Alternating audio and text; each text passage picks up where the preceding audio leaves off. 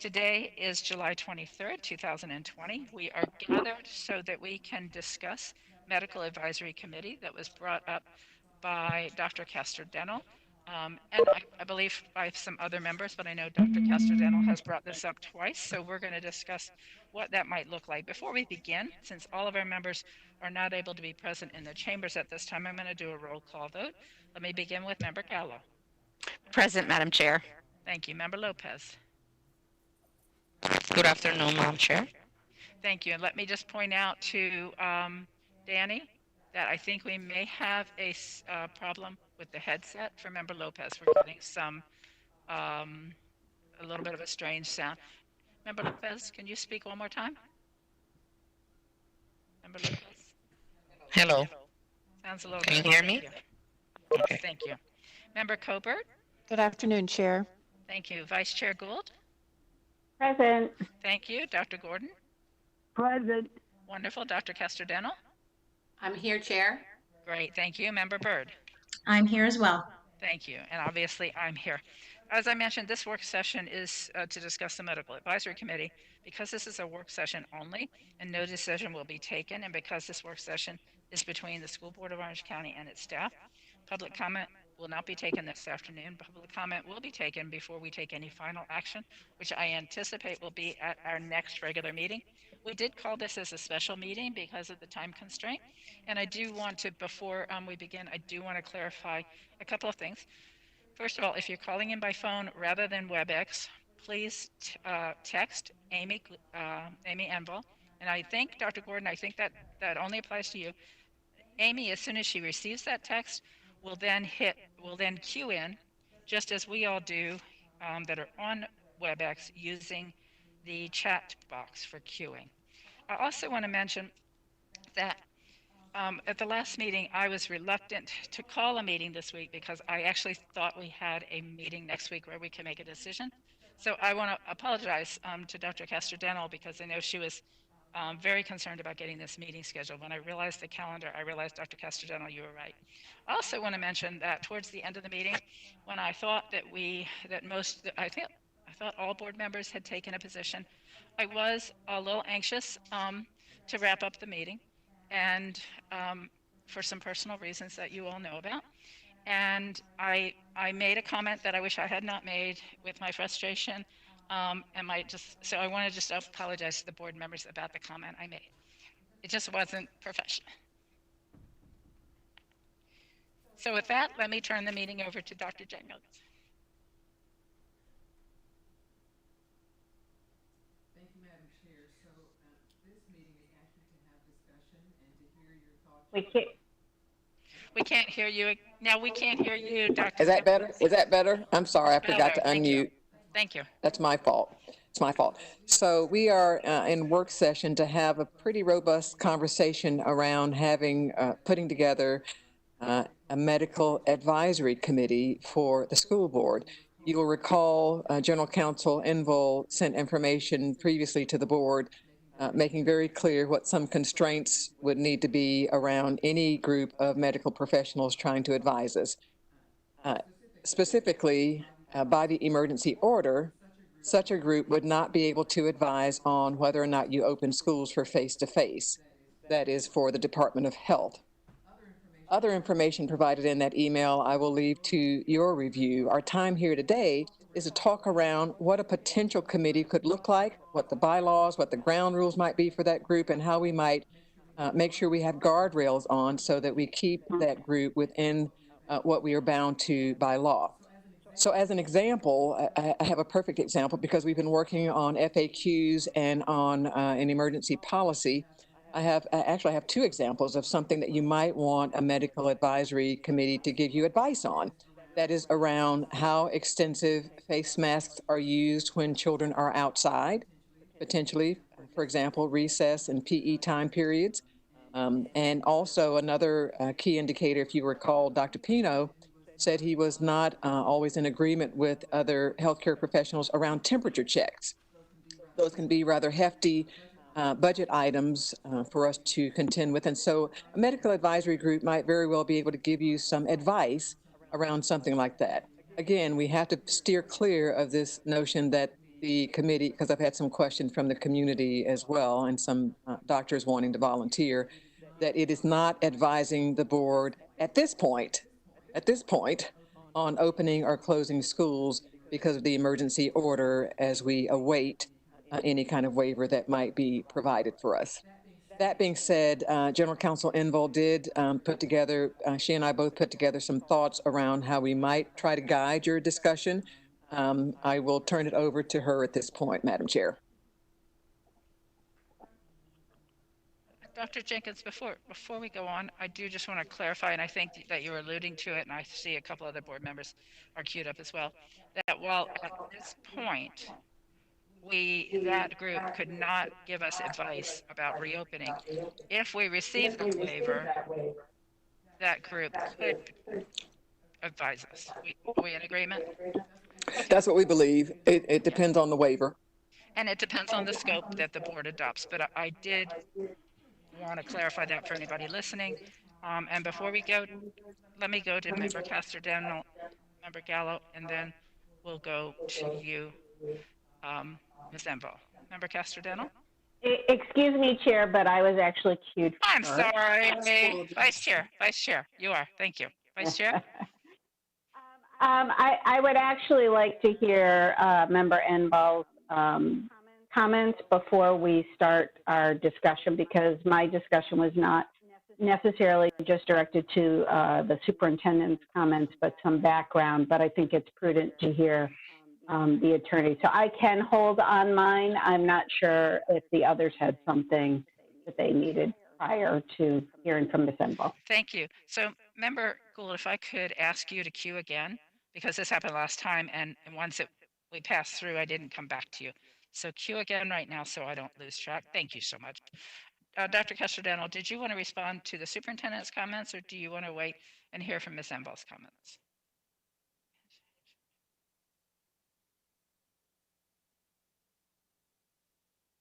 Dr. Casterdenal? Chair for making sure that we can meet, and I'm happy that the board members agreed to meet to discuss this. I know that there are some questions as to why we would have a medical advisory, and I have to express that we have a responsibility to our community to make informed decisions. We are not medical experts, but we are being forced to make decisions that should be based on medical expertise. And we should welcome the guidance of those doctors and nurses who have established trust through their work with our shared constituents in the community. As of now, we have only heard general assurances about how safe our schools will be with regard to wearing masks, social distancing, washing hands, sanitizing, but we have yet to get specific details that people are really craving. Parents should not have to beg, and employees should not have to bargain those protections and procedures. And I believe it's vital to the safety of our students, our parents, our employees, and the broader community that we work from a position of medical expertise to ensure that we're doing everything we can and that we must to open our schools safely. Dr. Pino, again today, asserted that he does not give opinions as to whether we should open or close schools.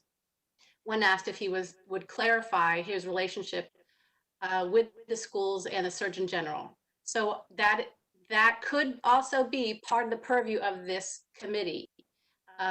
We are being asked to make those decisions, whether we have the waiver or not. We are still the ones who are responsible for our schools and everything that goes on in them. So with that, I'd like to hear the discussion and then how we go about putting this group together.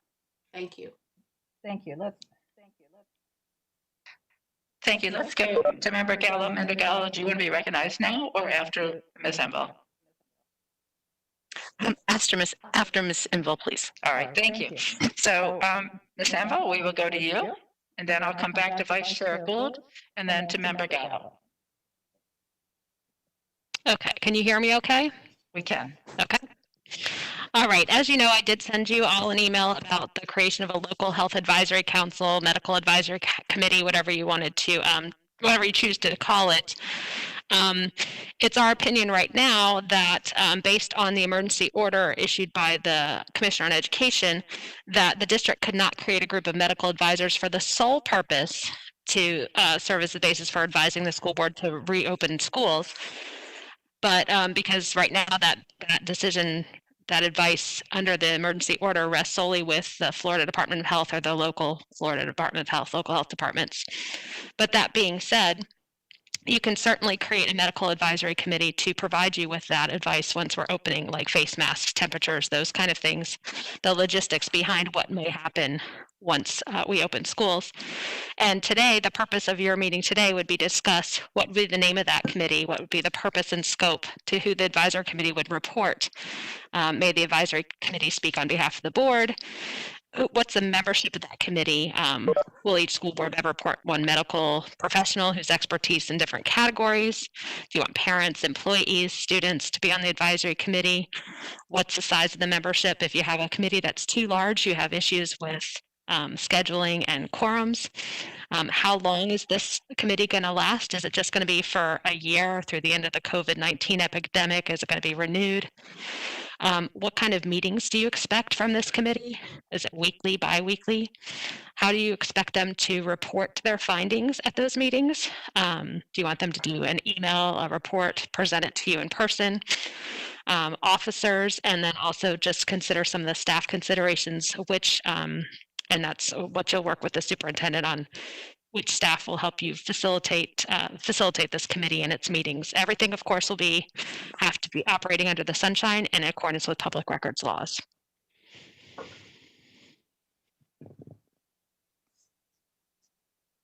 Thank you, Ms. Enville. Let's go to Vice Chair Gould.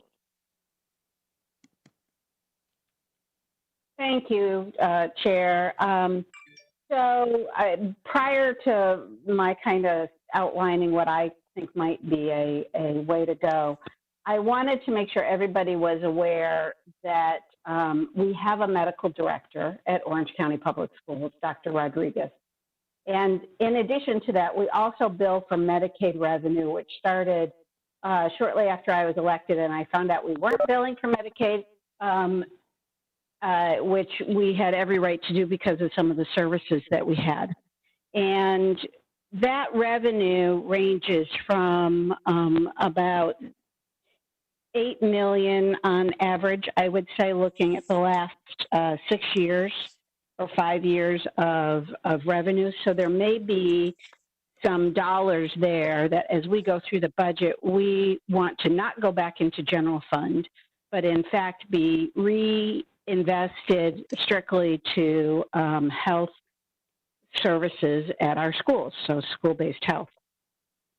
I would like to see this committee be our best practices watchdog, because those practices change quite often with the scope and scale of the COVID epidemic in a community. They need to be in touch with the local statistics locally. I would suggest that either Dr. Vasquez or Dr. Jenkins and our medical director lead that group so that there's that tie back. I would like to see reports directly to the board, and I would like them to provide suggestions on what we're doing now, getting reports from our staff on the compliance of those issues, which means we need someone dedicated at each school. I'd like to see that be the school nurse or out of the school-based health area that provides that data as best they can, so that we would know the number of cases that we're seeing, even suspected cases, whether it's employees or students, and tracking the cleaning protocols, tracking those kinds of things, because those do change. Testing, for example, the test ability is changing on a weekly basis. We started, with just swabbing at first in a not so fun way up the nose, and then there was a saliva test, and now there's antigen tests with PCR backup. That is just evolving very, very rapidly. And so in order to keep on top of those things, I think we need a group who would report on a regular basis directly to the board and work in conjunction with our staff. I think ultimately I don't want to abdicate any of our responsibility. That's what we're elected to do. I would like to see this to be a strictly advisory capacity, but utilizing the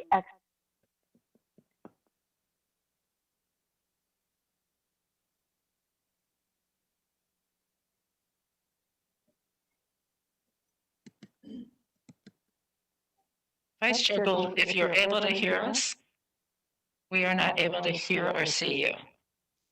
And is there anybody at the dais that has their speaker on?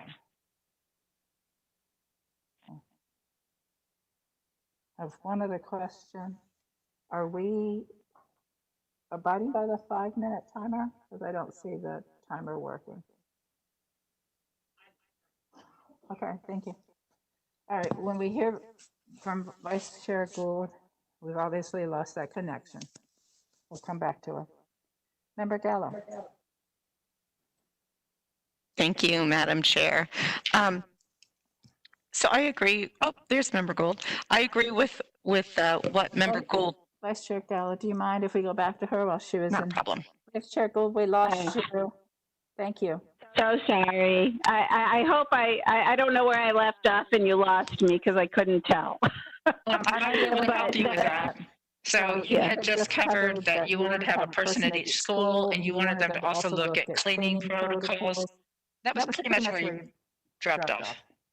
Okay, and I would also like to see some expertise from our community as it relates to keeping track, probably from the health department and those daily numbers, a pediatric epidemiologist or an epidemiologist and pediatric pulmonary, only because the pulmonary component, in addition to pediatrics, because this disease hits lungs, that extra level of expertise may be helpful. It doesn't have to be a physician, but somebody who works regularly in that field.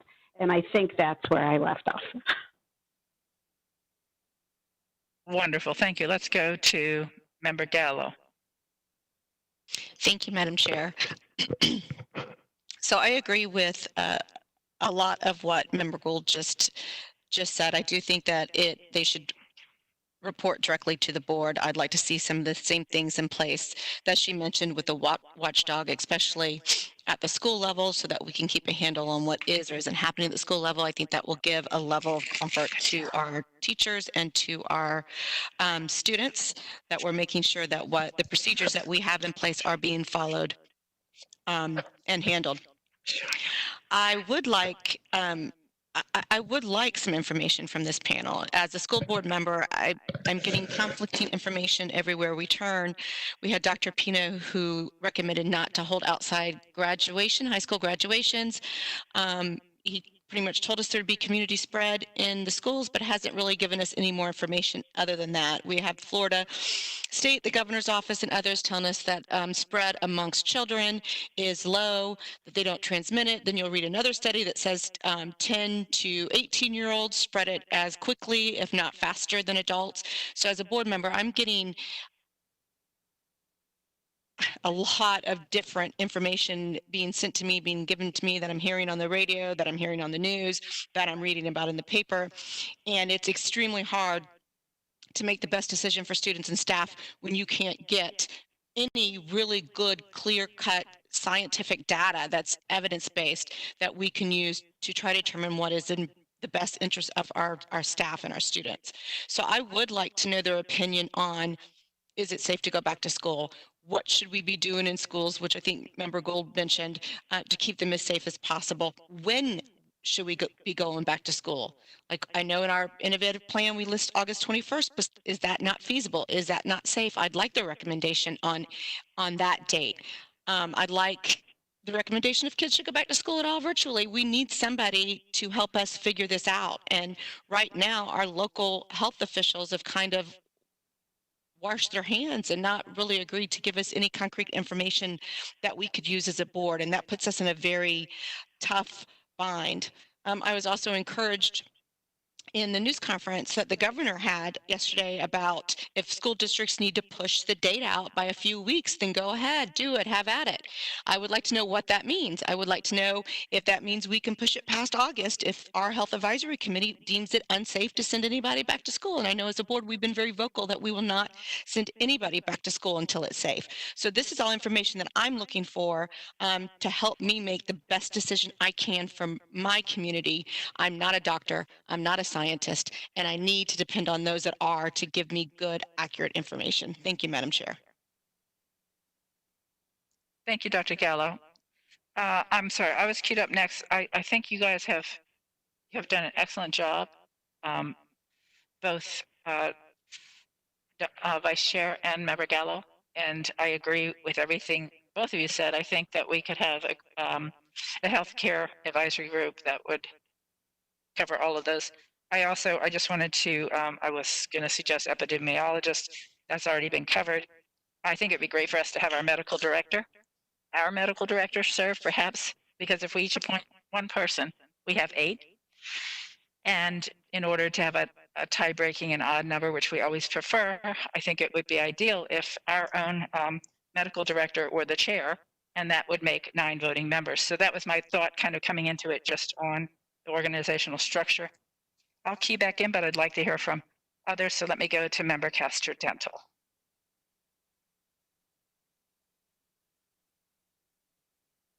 Member Castor Dental.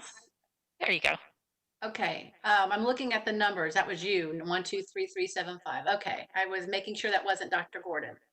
Okay, I concur with what everyone has said, and I appreciate the thoughtfulness that each member has brought to this meeting. I mean, it shows that you really have deliberated on what this could look like and the purpose. I would like to include a school nurse if possible. They can really lend some information about logistics at the school site. Additionally, I think that the establishing this committee or team or council, whatever we call it, I think will provide additional confidence for parents and for employees who still are not trusting that we're doing everything that we can to make sure that everyone is safe. And I think that's vital. In addition, I'd like to also recommend that when the committee shares data or positivity counts or whatever they're looking at, that we establish some benchmarks in there for what they would think is an appropriate time to maybe reconsider the date that we open schools instead of just watching the numbers go up and down. Maybe have a thought ahead of time of what would not be acceptable, some benchmarks that they devise that they can agree on would be helpful as well, so that as we are monitoring the numbers, the community is also aware of what those benchmarks might be. So that gives them ability to plan and predict, and then it's not just a random event. That's all for now. Thank you. Thank you. Next, I have Dr. Gordon, but she's indicated she wants to speak last. Dr. Gordon, I just want to clarify, do you mean last after everybody's all done at the end? Or do you want to have something you want to add now and then come back and speak again later?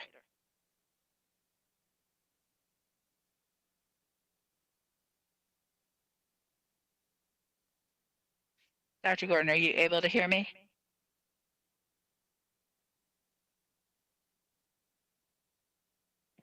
All right, let's go. There we go. I did. I'm trying to keep it muted so I can hear everybody. I told Amy to let you know I said yes. Yes, she said that you wanted to speak last, so I didn't know if you meant at the very end of all of our discussion or, Yeah. okay, so then I'll go to Vice Chair Gould. Oh, Couple more follow-up thoughts. I think while we normally have a committee where we each have a person identified to put on to deliberate, I think we need some resources because while we would rely on this committee to look at the effects and the best practices for COVID, there are other detrimental effects that COVID is causing that could actually outweigh. So, for example, like our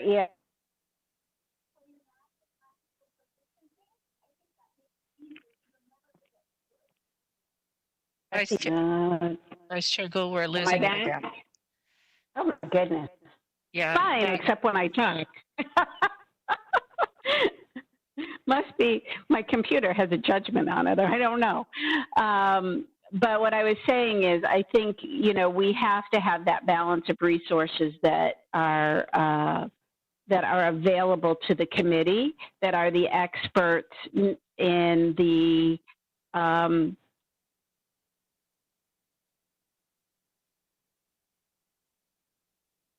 Vice Chair, we lost you again.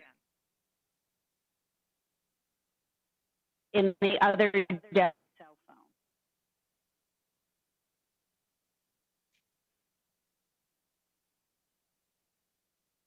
Can you hear me? Cell phone. Can you hear me?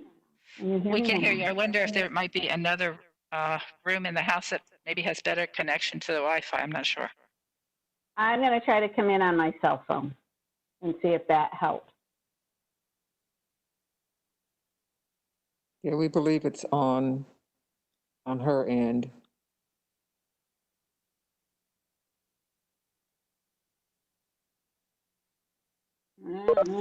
We do have rain out here, so I'm gonna get. I'm back. So, what I was saying is, I think that we have to have resources for this medical panel to be able to discuss and deliberate with on the effects of all of our children, because some children have needs that can only be addressed face to face, like our ESE students.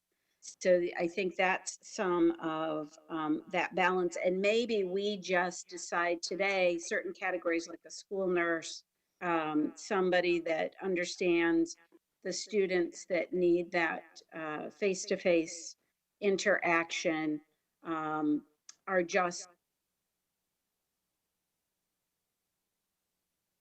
member, whether they vote or not, we can decide that. I agree that the medical director, as I said, should chair or co-chair this. And also, we need him to be our chief compliance officer in this. And if we need to take some of the CARES money and pay a stipend for a period of time, I would suggest that we do that, or redirect some of the Medicaid reimbursement money towards that role, but so that we have enough of that individual's time to dedicate to the work that we need while we're managing through this crisis. Those were my follow-up comments. Thank you. Thank you, member, or Dr. Sorry, thank you, Vice Chair. A couple of comments. The other thing I thought would be beneficial to having this committee and one of the parts of their scope of service. We've talked a lot about when we reopen schools, if we have that, if it's determined that we have that authority. But we also need to talk about when we might close a school. And that is specifically listed in the order that absent directives, the day-to-day decision to open or close schools must rest locally. And I think it would be very helpful for us to have this medical advisory group that could give us advice on when we've reached a level that a school needs to be closed, rather than just asking certain students to self-quarantine. So I think that would be another value. One of the things that I think is important, though, also, and I've learned from experience that when you create a committee, if you're not careful about their understanding of the ramifications of our decisions, that we could end up with it. Let's, for instance, assume that the answer comes back that we are denied this waiver, and that if we don't open our schools and have face-to-face learning for the students wanting that option, which right now we know is only about 30% of our students, that we will not receive either, we will receive no funding for our Launch Ed program, or we will receive the virtual school learning. And that means we will not be able to keep all of our teachers on our payroll. So I think it's important that the scope of their responsibility be tied to the realities of what we're allowed to do. If we put together a group that says we must not open schools, but we are forced by the state to open schools, and if we give that board, that body, the authority to tell us we have to do something that we can't really do, then we've created a committee that has forced us into an impossible situation. It would be my hope that if we don't receive this waiver, that the role of that medical advisory group could still be very powerful in sending that message back to the governor, that they disagree with the decision. Let's assume the situation gets worse and not better, and we all believe that we should be able to keep our schools closed. That could be a group that's helpful in our advocacy, helpful in changing the decisions at the level they're being made, rather than putting us in an untenable position. So I wanted to share that with the board because I think as we draft the scope next week, by next week we should have an answer, but I will remind the board, we never got an answer from the governor's office about House Bill 7103. We never received any response whatsoever. When we reported the problem of one of our charter schools who had a employee that was inappropriately communicating and was later arrested for his communication with the student, that to our knowledge was not reported by the school as required by law. We met with FDOE. We had a conference call with FDOE, and we never received any response back in terms of whether they have the authority, we have the authority, or what happened. So I am a little concerned that we could come to our meeting next week and not hear back from the state. Hopefully we will. And hopefully the superintendent can help us get a definitive answer. Hopefully it's the one we want, but even if it's the one we don't want, we really need to know. And I think how we define that scope in terms of reopening will somewhat depend, in my opinion, on what our options are and what the consequences are. Losing a dramatic amount of funding is not going to be a good option. So with that, let me go to our next speaker, which is Amber Coper.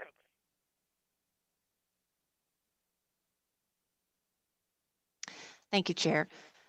So I wanted to chime in first to express how important I think this advisory committee is. In the past on this board, I have often said that in the absence of guidance from the state or from the Department of Education, we are tasked with making certain decisions. But this decision is so important, whether it's the date of opening schools, whether we open schools, when we open schools, and how we do it safely. We need medical guidance and expertise. I said in the beginning of this that we would make decisions based on the guidance of medical expertise, and the medical expertise that the state has advised us to use has really not given us the advice that we need. So I believe this is very, very important. I concur with what my fellow board members have said, and I do like the idea of a compliance officer, maybe a CDC coordinator that would ensure that across the board, we are following the CDC guidelines within our schools, and someone just do a checkup in those schools so we have the confidence of our employees who have opted to go into those buildings, the confidence of the public who are choosing to send their students to those buildings. I think that would be very, very important. That's it, Chair. Thank you, Member Coker. Let me, at this point, we have no one else queued. I'm going to call on Dr. Gordon. Before I do, I want to ask Dr. Jenkins and Ms. Enval, do you feel, based on the information you've heard at this point, that you've got the information you need? And there's one other issue that hasn't been taken up. We've talked about the types of people that would serve. I'm assuming that each board member would appoint somebody, so we would have district representation. I would hope that we would strive to have racial and ethnic diversification on the board as well. And we haven't discussed that at this time. So I tell you what, I will go to Dr. Gordon because all of the board members have spoken. Then I'm going to go to Dr. Jenkins and Ms. Enval. Dr. Gordon, are you there?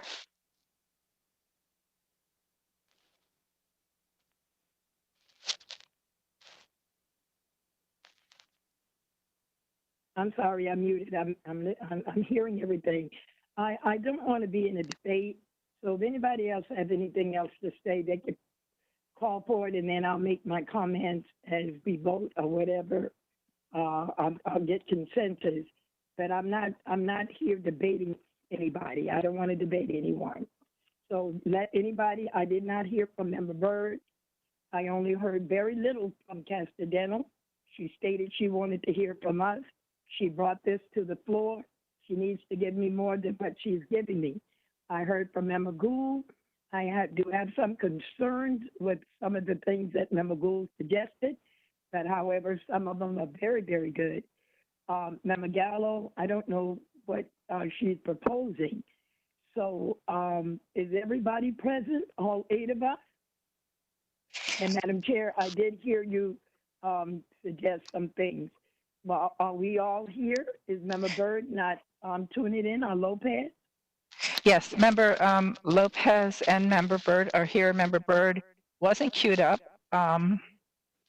until you just mentioned that you wanted to hear from Member Byrd. So she is queued up. Well, no, I'm not forcing her to speak because I had just asked to go last once the debate is over or the discussion is over. Yes, Dr. Gordon, I know you did, and I called on you because nobody else was queued up and hadn't been queued up for a bit.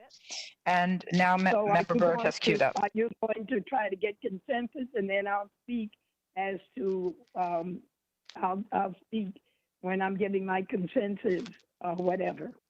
Okay, so what we have, and I can't tell board members that they can't queue up next, even though there was nobody else. So no, I know. I just wanted you to know. Member, I've been doing good over here by myself. Please, I don't need any explanation. What are you guys going to do? I'm just waiting. Okay, so what we have next is we now have Member Byrd, Member Lopez, and Member Castadental. Let me also just clarify that we are not taking a vote today. This is not. It's not a vote. You got to get some kind of consensus, Madam Chair. I wrote down, you opened this meeting up stating that you will be bringing this more than likely to the board at the next board meeting for a vote. I wrote down what you said. You'll be putting together, do I need to reread what you stated we were going to do? Why is it when you get to me that it always has to be something? Do you want me to repeat what you stated? No, Dr. Gordon, I don't. I know what I said. I have it written down. Dr. Gordon, you asked me just a minute ago about when I was going to call for the vote. So I thought that maybe there was some confusion. I did not use the word vote. No, if you go back and watch the tape, you did. You actually did. No, ma'am. Okay, I apologize, Madam Chair. I'm trying to just get consensus. Why are you debating and arguing with me? I'm not. Well, move along. Okay, so we will bring this back next week, and that's why I wanted to make sure a minute ago from Dr. Jenkins if they felt that they had enough information in order to bring something back to us. So let's hear from Member Colbert. We just heard from you, I believe. So let's go to Member Byrd, and then we have Member Lopez, and then we have Member Castadental. Member Byrd. Thank you. Thank you, Chair. Yeah, I didn't queue up originally because I am in complete agreement with everything that my fellow board members already said. I love the idea of having compliance. I'm really concerned about that, making sure that everything's being followed at every school. So I love the idea of maybe making whoever is in charge in the committee, if it's our own health director, having some way for them to check in with school nurses at every school, and make sure that everything's being followed at each school. I know that that is a concern. And I also, I love the idea of each member putting in, nominating someone to be on it. But yeah, I'm in total agreement with everything that's already been discussed. Thank you, Member Byrd. Let's go to Member Lopez.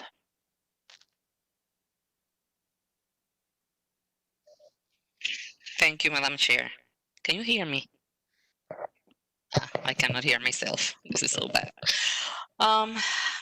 No, I was trying to listen to everybody because I need more feedback and I want clarification. Based on the legal department, we cannot make any decision on open or close schools based on this committee. I'm clear on that. Am I clear on that? Everyone, okay. So my concern is that sometimes we're saying, I heard board member Gallo saying that DeSantis is saying this, allowing us to make decisions. But in reality, legally speaking, our hands are tied based on the executive order. Am I right or wrong? This is a question from Ms. to Ms. Emble. Am I right? Yes, you are correct. That as it currently states in the emergency order, you are required to open face-to-face. And also, even though the governor had his press conference yesterday, there was no executive order or another emergency order that clarified anything. And I know he said, you could reopen in a couple of weeks. Well, does that mean from August 10th when you were supposed that the earliest that you could open? That was not clear. So right now your hands are tied. You are required, unless we get that waiver, to open face-to-face. Okay, so that means that there is based on my opinion, there is a manipulation in social media and in press conferences saying that we have authority when we don't have that authority to decide when the schools can be open. But I want just to say that because I have to take it from my chest. And, it's not fair for us and it's not fair for our students, our employees, our teachers and bus drivers, to everybody. And we are trying here to help our community, to be the voice of our community in trying to see how can we make right decisions based on a committee, advisory committee, that really knows about health, because we are not experts on viruses or epidemiology or any type of science that we can make right decision for the structure, logistics, masks. I have parents asking for masks, but I also have parents saying I don't want my children with masks. And for me, I have a lot of emails saying different things, advocating for face-to-face, or they're advocating for staying at home, and it's it's confusing. And I think that is very helpful to have an advisory committee, because that way we will be having experts on the topic to represent our community and the safety of our children and our staff member, instructional and non-instructional. And the other question that I have, based on board member Cover, she was saying about that the advisory is going to help in when are we going to open school. When we are asking that question, I believe that we are just talking about after August 10th, but before August 31st, because we don't have any type of authority. Even if we have the advisory saying we are not ready, we are not ready, and the test, the positive test on COVID-19 are increasing, we are not going to have any authority, because the executive order is saying that is before August 31st. Am I right or wrong? This question is to Ms. Emba.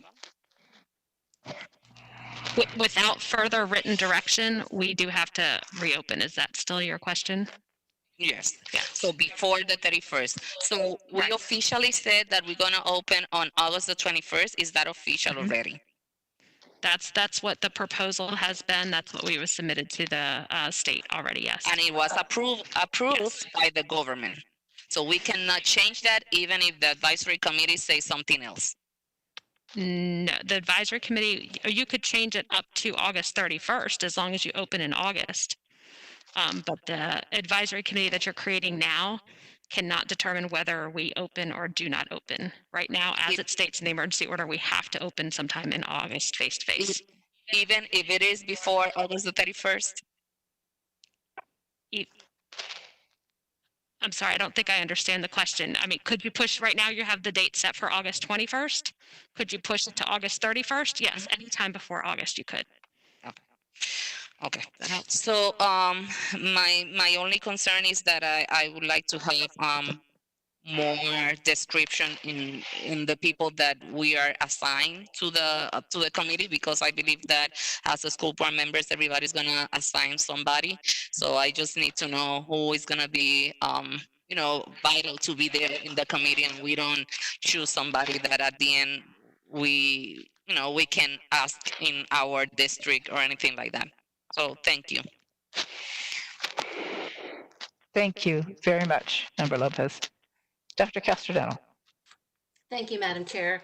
I am just going to reiterate some of the points I made before, since Dr. Gordon asked I talked about. And part of why I think it's necessary for our medical advisory team, partnership committee, simply is that our public health department director, he has not communicated with this board in 2 weeks. And since then, we've seen cases soar. He reiterated today that he will not give an opinion as to whether we should open or close schools. I think an advisory team would be so much more helpful, not just for the sole purpose of opening or closing schools due to soaring rates, but also all of the other issues that we have regarding opening our schools up safely. We do not have the details that parents are requesting so that they can make an informed decision. I hear from so many parents saying, I would send my child face-to-face, but I still don't know what protocols you all are putting in place. Same with the employees. I don't know what's happening. They don't know if they can trust us. So the medical advisory would be one way to add to that confidence that we are doing what is necessary and we are being guided by medical experts who know our constituents. They're accountable. These are pediatricians who work with these kids already. So I would like to add, as far as the membership of the committee, I want to make sure that we have local pediatricians, a pulmonologist that was mentioned earlier, school nurse, ER doctors, I think are vital because they often give us current information that's happening right now in the hospitals that may not show up in delayed testing. Epidemiologists, I think those are all worth considering, those different roles. And let me look back at some other. I think it's important for us to look at benchmarks as well and to have them not just report numbers, but to help us interpret them. I think that's some of the information that Dr. Pino presented to us was very important, but I went back and looked at it and I couldn't tell without benchmarks or having any other background or context. I wasn't sure how to interpret that information.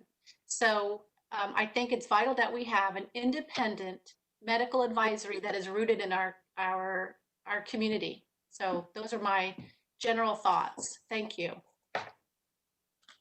Thank you, Dr. Castrodental. Let's go to Member Gallo. Thank you, Madam Chair. I just want to say that I agree with all the points that Member Dr. Castrodental is stating. I think it's so important that we have correct information. We're hearing from so many different sides, and I understand that in our plan that we submitted to the Department of Education that we had to put in a date of opening August 21st. I also heard on Friday from almost every single board member that if we don't feel that it's safe for our community to go back to school, we will make that hard decision if needed to, and we all stood by that. So I'm not as worried about the August 21st date, and I'm not as worried about the repercussions from the state, because we've had that conversation over and over again from the dais as a board. What I am concerned about is trying to get accurate information so that I can make the best possible decision as a board member that I can. And with all the conflicting information being thrown at us, we do need this panel to help guide us on, would it be, we know, and I'm getting emails from parents that need to go back to work that wanted to send their kids to school, and I recognize that that's a need, and I want to try to balance that with the safety of our children. But I'd like to know, is it safe? Can we make it safe for our ESE kids students to be back in school? What can we do to make it the safest environment possible? Is the risk of that child being in school and possibly contracting COVID worse than what will happen if we can't get them to a face-to-face environment? The same with our ELL students and our students at risk. Which are they at greater risk? We're constantly hearing from the state of Florida that we're doing more harms to our kids right now being at home than having them in a face-to-face brick and mortar building. I don't disagree with some of our kids. We know some of our kids are not in safe homes. I worry about those kids day in and day out. But I want to know, can we bring them back safely? Can we be creative? Can we be innovative? Maybe we need to start virtually and just bring in a pocket of kids that really need to be face-to-face and socially distance and make it as safe as possible to them. Maybe we just need to get creative. But I understand that there is a date that we put in that innovation plan. In my mind, as a school board member, I really don't care what date is listed in that plan, because I thought we were all very clear last Friday that we were going to do what was in the best interest of our community and our students. So thank you very much, Chair.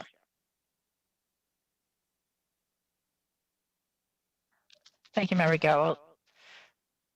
Let's go to Dr. Gordon.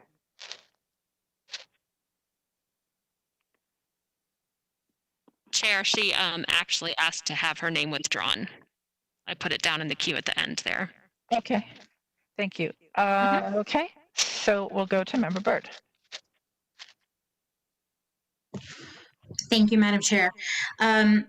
Yeah, so it's so funny going after Dr. Castrodental. I was in here thinking, oh yes, everything she's saying, that's what I want to say. And then Member Gallo went and I said, yes, everything she's saying, that's what I want to say.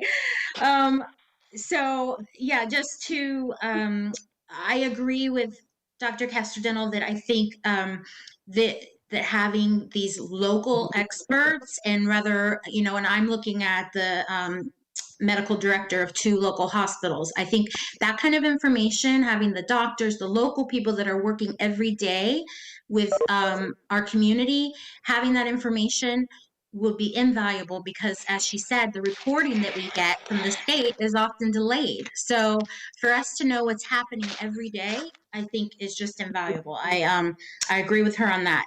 And then I agree also with Member Gallo that I understand as well that we put a date in that proposal to the state, but I, like her, was under the impression after our long discussion on Friday that this board will, will do what they need to do to keep our community safe. So I also think that that as far as I'm concerned, in my mind, that date is not firm, because I think that we as a board can make a decision, a different decision if we need to.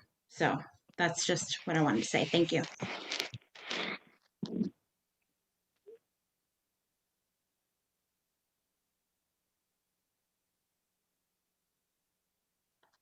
Thank you. I'm sorry, I wanted to cover 2 issues. My suggestion would be, again, this just goes to how we would come together next week. If we wanted to come together and actually create the board, not just create a committee and then fill the board, which I think needs to be our goal given our time constraint. That in mind, it's my suggestion that each of us submit 2 names that Dr. Jenkins or Ms. Enville provides us the categories that we've listed so that we fill those categories at a minimum, that we each submit 2 names because let's assume all of us submit an epidemiologist, then we won't have the diversity that we're looking for. So if we could start with 2 names, and then Dr. Jenkins can look at that and see if we will be able to come together. The board members will still have the opportunity to nominate their person, but we'll have a better chance of nominating the board that has the right credentials. We haven't talked about how frequently the board would meet. Normally, I would say that's up to the board to determine. But right now, I think as busy as these individuals are, it would probably be helpful for us to have a maximum commitment so that people could say, for instance, I know I can meet once a week, but if you're talking about once a day, I can't. So I think it will be important for us to define the maximum amount of time that they might. Now, it might be as things move along, they don't need to meet once a week. Maybe as the school year gets going, maybe they're just a resource we go to as needed. But I think initially, once a week is an idea. There may be another idea. I want to throw that out. I do want to clarify one thing that I've heard said. I don't think we're saying something different, but if we are, I want to make sure that we have this chance to all know what we're thinking. What I understood is that what we voted for was to seek a waiver based on our constitutional authority for us to make a decision. If we receive a letter back that says, you do not have that authority, and here's the funding you're going to get for anything other than face-to-face and virtual school, this is the funding you're going to get. It is my opinion that we as a board will need to consider the consequences of that lower funding, juxtaposed with where we are with the spread of COVID. And that we will make a decision. But if the state tells us they're not going to fund us, from my previous experience, they're not going to fund us. So I just want to make sure, I have not told people that we have decided we're not opening schools, because I do not believe we've made that decision yet. It's my understanding we're going to monitor this data, and if it deteriorates, and especially if we have this medical advisory group that can give us some advice, and we believe we shouldn't, then we'll make that decision. But if we're not going to get the funding to keep our teachers employed, if we're going to lose thousands of teachers, we may reconsider. Right now, we only have 30% of our students wanting to be back in the classroom, and we have 30% of our teachers wanting to be back in the classroom. If this continues, it is possible that we will be able to keep the majority of our children home, learning from Launch Ed, with our teachers home and safe, and those teachers who are young and have no health conditions would be in the classroom. And my hope would be we'd find a way to have smaller classrooms so that we keep everybody much safer. That would be my hope. That's not the same as closing schools.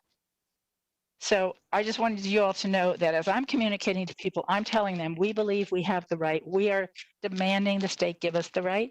But at the end of the day, we still have to know if they're going to give us that right, but at a cost. So that's been my understanding of where we are. I think just like you all, I want the same thing. I do not want to lose lives unnecessarily because we made a decision. And I think there's a path forward, perhaps regardless of what the state does. But I also think we need to insist on an answer by next week, is my thinking. So if there's any other particularly thoughts about the committee, because next week when we come back, we can still debate it. But the ideal reason of doing this is to get as close as we can to something that we can agree on. And nothing that anybody said, by the way, do I disagree with in terms of the structure of the committee and everything. So I think from my standpoint, I think we're making positive progress here. Let's go to, I believe Member Gould is up next. Vice Chair Gould, you're recognized. Thank you, Chair.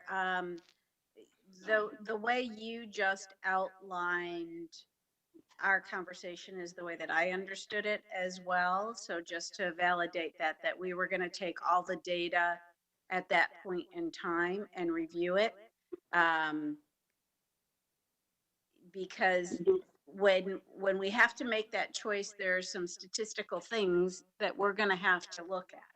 What is the impact upon our teachers and their families if they lose income. And I think we're hearing loud and clear that concern right now, with even a delay. So I agree with your position that we needed to come back and deliberate all of that data again, and not just react one way or another. Going back to the committee, I think it's important that we make sure that we have experts in pediatric well-being, but also experts who have their pulse on the community as a whole. And I know that Dr. Castrodental suggested that we bring in maybe an ER physician. They're not going to know beyond their ER because they don't have time to really have a pulse on, how many beds are countywide, how many ERs are really impacted. I can guarantee you ORMC and the flagship Advent Health Hospital are seeing far more people in their ERs than any place else in the community. So it's important that if we're going to have a tight community, that we get the best data community-wide as possible as we make our choices. I do think it's a good idea to identify an epidemiologist is absolutely essential, somebody who's in touch with that overall community, and somebody who particularly understands pediatric health and the effects on lungs for those kids at risk. It's not all kids, but we have to understand the high risk for those kids with lung and autoimmune disease, and they would know both. And beyond that, I think, a school nurse, because they know the logistics, is an excellent idea. So if we look at those positions, and depending on what we decide to do with staff, if they're counted other than the chair as voting members or non-voting members, we need to come up with a composition that's a little tighter. And again, I think throwing that back to the superintendent with our comments and having her come back with a suggestion would be very appropriate. She serves on some of the county committees, and their structures well represent across the community on being able to really take a pulse. So I think that's important. Thank you, Vice Chair. We will go to Member Lopez next. Thank you. I agree with Board Member Gallo about being creative. Again. Okay. Do you hear me now? Better.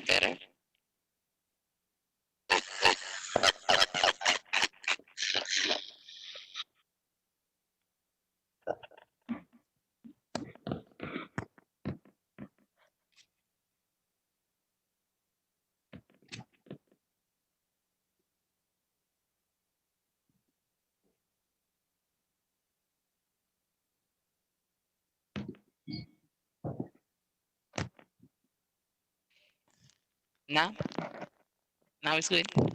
A little better. A new headset would be good. But go ahead. So I agree with Member Gallo when she says that we have to be creative.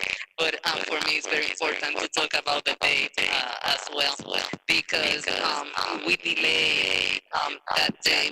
We have thousands of instructional staff that will be affected by the fact on the salary. They're going to face a lot of hardship if we delay the salary. So we have to be creative on that as well.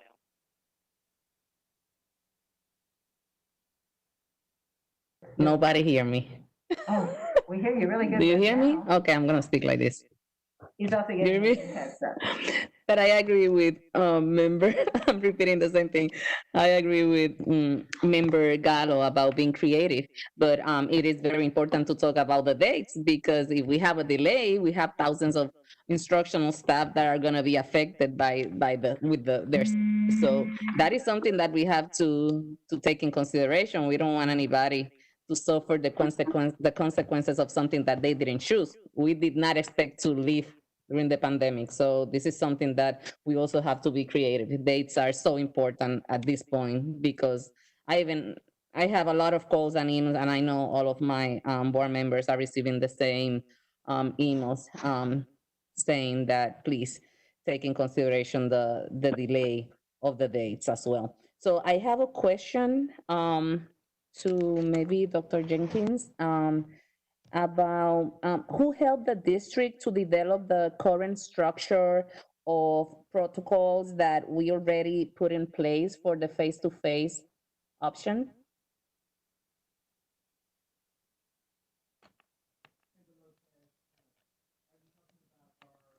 Dr. Jenkins, we don't hear you. Yeah.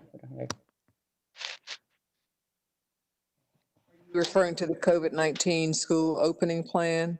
Yes. Okay. Yes, on the face-to-face part. Yeah, so we consulted both CDC documents, both the state guidelines, which were provided extensively to the board previously. We also consulted with Council of Great City Schools and other large urban school districts. Dr. Pino actually met for about a half day with our team putting together those details. And so several different sources, including Nemours and others who we had discussions with. I can't understand you. And also at a local level. Yes, yes. Perfect. Okay. I need you to switch those headphones out because I'm sorry. Switch them.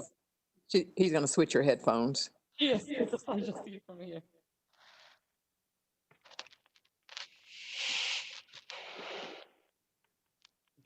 I hear better like this than with the headphones. Can I do it or not?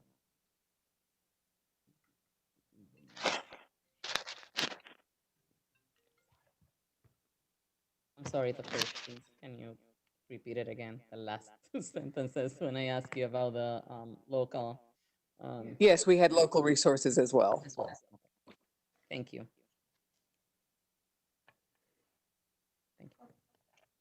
Okay, Member Lopez is finished with her comments. Let's take this off for just a minute so that she can hear me. I do want to ask one question, Dr. Jenkins. The issue of the timing of opening our schools. I would like to ask as a board that we stay focused until we are finished with our discussion of the composition and the scope of the advisory committee, so we stay focused on that. And then Dr. Jenkins, Ms. Enval, conversation about the opening. I know we're not advertised for that. We're also not taking action today. Do you have any problem with us discussing or questions about the timing of opening? I think you can talk about it as germane to the creation of your medical advisory committee because you are actually running out of time. I mean, once we established a committee and have to advertise under sunshine guidelines, it'll be here soon. Okay, so Member Lopez, did you follow that also? So we will have that conversation of opening. We're just going to try to finish this conversation, land the plane, and make sure everybody's questions or comments about the committee are clear for Dr. Jenkins so that they can come back with a proposal that we will have the ability, if we need to tweak next week. I think, I don't know, Member, I'm sorry, Ms. Enval, your rules are so much tighter than the county's. If we change at all the membership or the scope between now and what you advertise and when we meet, that would be a problem, right? How does that work? So what we're going to do is we're going to work with staff to put together what we think you want for your medical advisory committee based on input you've provided to us today. We will put that together and advertise. I think the timing we have till Thursday of next week. So we will try to finish that shortly. And if you change it substantially, we would have to, but I think I think you just had general consensus on different categories of medical advisors that you want in there. Somebody said a school nurse, somebody said our medical director here. And I think also then we need to also decide, once you all submit 2 or 3 choices, how does each of those people fit into those categories? And did we capture all those categories that you had set forth? I think when you're drafting bylaws, they can be generic enough to capture the scope that you want, but also specific enough to make sure that we have the membership. And if you can advertise it broad enough and not too specific, I think that would give the board a little bit of flexibility. Okay. Thank you. Dr. Casterdet? Thank you, Madam I'm Chair. sorry, Madam Chair. I'm sorry, Madam Chair. Are you speaking of the July 30th or August meeting? July 30th? Our next Meeting meeting next Thursday Got it. is the meeting that I want us to be able to formally create and appoint members so that those members can immediately meet. Okay. I'm so sorry, Dr. Castellano, you're recognized. Thank you, Madam Chair. I want to add just a little bit more information that the Hillsborough County Schools, they have a medical partnership with the Tampa General Hospital and the USF Health Medical School as well. So we're not the only ones who are trying to get some medical expertise. The governor stated in one of his most recent press conferences that he has no intention of penalizing school districts, which I take to mean he won't be withholding funding.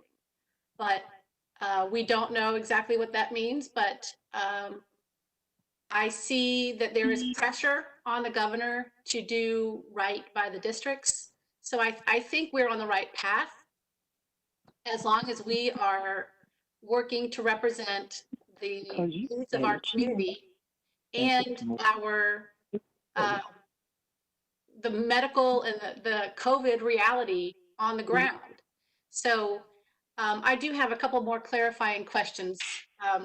As far as submitting the names of doctors and nurses, did you want us, I guess for Dr. Jenkins, did you want us to submit 2 for each position, like 2 epidemiologists if we have those, or just 2 altogether and then see what slots they might fill? Great question. Dr. Jenkins, your advice on this? 2 altogether, please. And if you would when you submit the names, also indicate their area of expertise, that would be helpful. Okay, thank you. I appreciate that.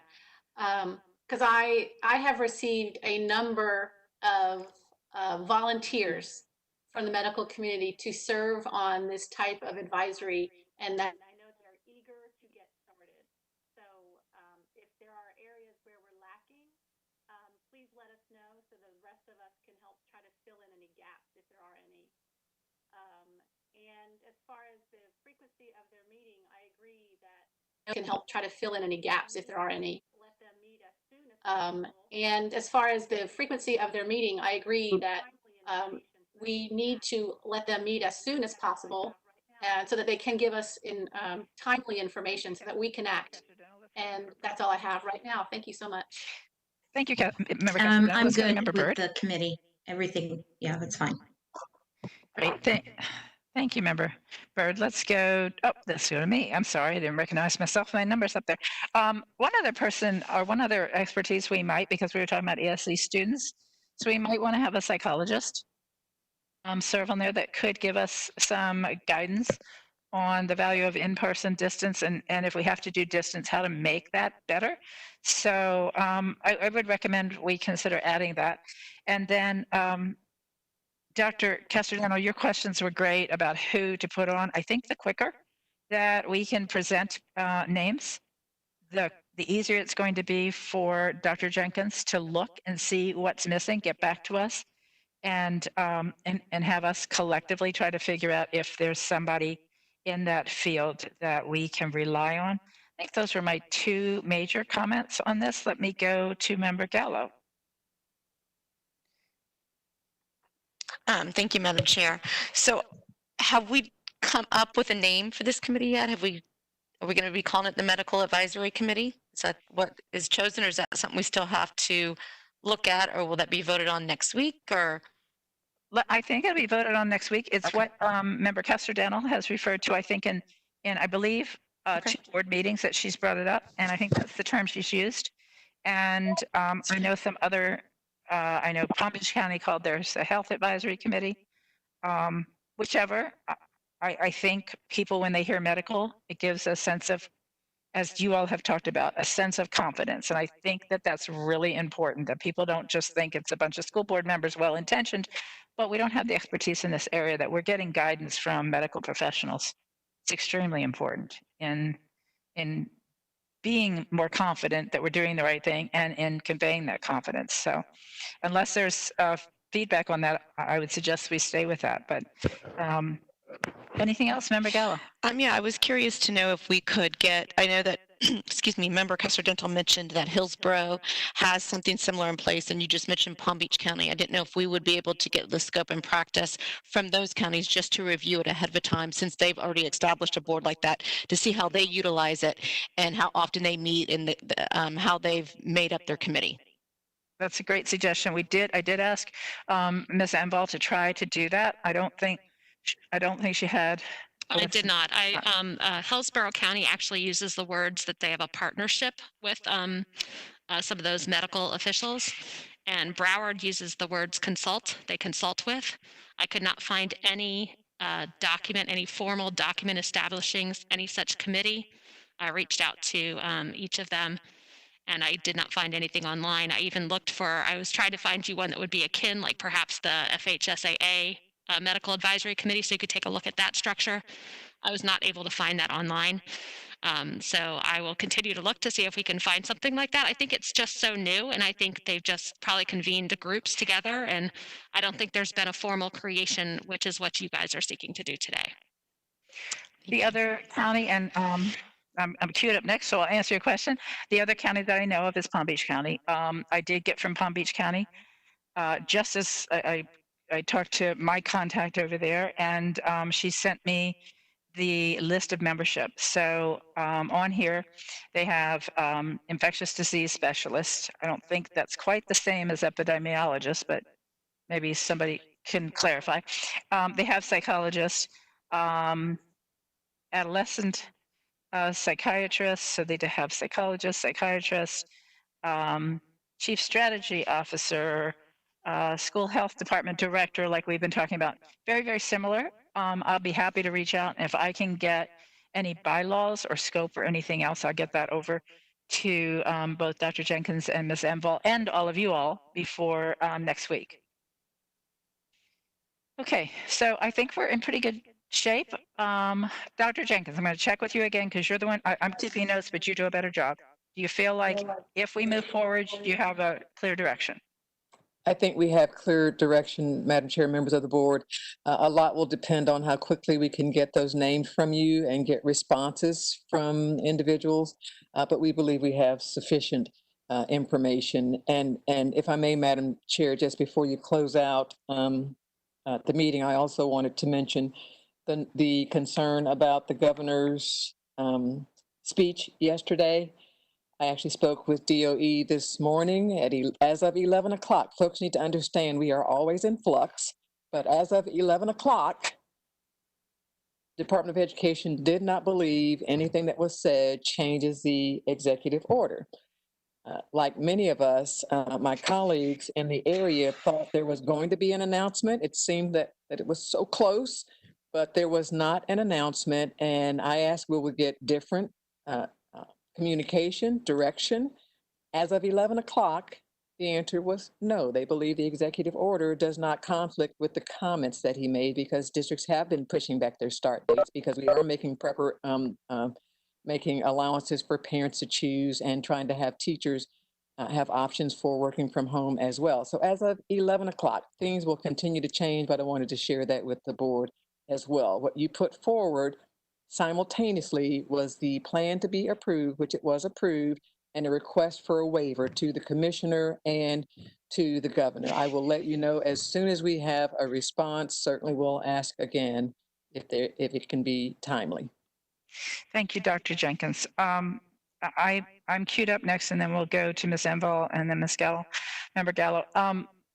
I think that the comments that I made, I believe it was our last meeting, were rather blunt about my disappointment with the state because we have gotten an order that I think is clear. We have heard the governor say things that I think completely contradict the order. But then I have heard the governor turn around and say how extremely important it is that our schools open, that our kids need it, I just cannot. I hear he said we're not going to be penalized, which, as I said at the last meeting, I would like to believe that means we won't be financially impaired, but I'm not sure that's what it means. I don't know what it means. And I watched yesterday believing this was going to be the moment where there was going to be a definitive statement. And what I heard was more in the category of schools have to open, but they have to open safe. And we all know that the guidelines that they've given us do not meet the CDC guidelines. So I am not just frustrated, I am discouraged that we are getting direction that's inconsistent, but we're not getting an answer to our question. And I want to ask again, Dr. Jenkins, I want to ask you to contact the governor's office because I know none of us are going to get anywhere, I don't think, and say, and Ms. Gallo, Member Gallo, why don't you do the same? We need an answer. I hope it's the answer we want, but we need an answer. We do not need to go into this school year not knowing if we're not going to get the FTE funding that we need to keep our teachers employed. We need to know that answer. So one way or another, we need a written answer from the state. We are the 4th largest district in this state. We have written a letter on behalf of this board. We deserve an answer. And if we can't get an answer that way, then there's probably another way to get an answer, but I'd rather do it the professional and nice way and just get our answer. And hopefully we have that answer by Thursday, because when we create this board, I think it's really important that this board not tell us to do something that we may not be legally able to do or do without losing thousands of teachers. We need to know the consequences of our action next week. So let me go now to Ms. Enval, and then we'll go to Ms. Member Gallo. Before you close out the meeting, I just have a special announcement to make about a work session, but I can wait till you're all done. Just don't forget. Done? Thank you. Okay, so let's go to Member Gallo. Thank you, Madam Chair. Okay, so now that we're free to talk about school reopening, since we've kind of detailed out what we're going to do with the medical advisory committee. So I'm trying to get my thoughts together here. Here's where I'm at. I agree that we've got to be cognizant of teachers' pay, and I think we've all been very clear that we want the teachers to be paid their regular salary for August. I think we've been clear. So I don't know. I think when I talk about getting creative and when I talked about going back virtually, I don't know if there's a scenario set up where we can begin school August 21st or begin school August 13th virtually. Bring our teachers in on the 13th, pay for them, have them work all, virtually doing PD, getting up to there, have our kids come back with launch ed and have everybody doing that, and then morph into a brick and mortar scenario when we think that it's safe. Maybe it'll be safe on August 31st. Maybe this committee will tell us, August 31st, I think you could do it. I think maybe enough people being on launch ed and seeing that they like it, that they can adapt would be good. And maybe more would be enticed to see or go that route. So I didn't know, when I say creative, if we can be creative with the scenarios like that, go virtually to begin with, so that we're paying our teachers, that our kids are getting instructions, and then put kids back in a brick and mortar building when we deem it safe. That doesn't mean that on August 21st, we don't bring back our ESE kids, our ELA kids, our kids that are at risk that we know that need to be in face-to-face instruction, because that's how they learn best and that's best for them. But I think that we do have an opportunity to change the narrative of what classroom education looks like, and we've got to be creative and maybe think outside the box and do some innovative things to get to where we are. So we are meeting kids where they are, and we're balancing the needs of safety and education and academics at the same time. So that's where my mind is, and so I just wanted to share that. Thank you. Thank you. Thank you, Member Gallo. Let's hear from everybody. And Dr. Jenkins, I think that's an interesting idea. Let's go to Member Byrd. And again, I feel like the board cheerleader. Yes, yes, Member Gallo. That was kind of where I was going to go with my comment about doing something creative to be able to get the teachers started working, because I think I agree with Member Gallo that I'm concerned about the teacher's paycheck being delayed till September. And I know that we're dealing with that right now, but I have serious concerns about that because we know that teachers and our employees, oh, sorry, Sherry, your microphone is picking all that up, that our employees and our teachers pinch their pennies, and they have gone all summer without money, and asking them to wait 2 more weeks, 3 more weeks for a paycheck is a lot to ask. So I would love for us to try to think of some creative way to bring them back to work, doing professional development, or like when Member Gallo said, doing something virtual and easing into a brick and mortar situation if we need to.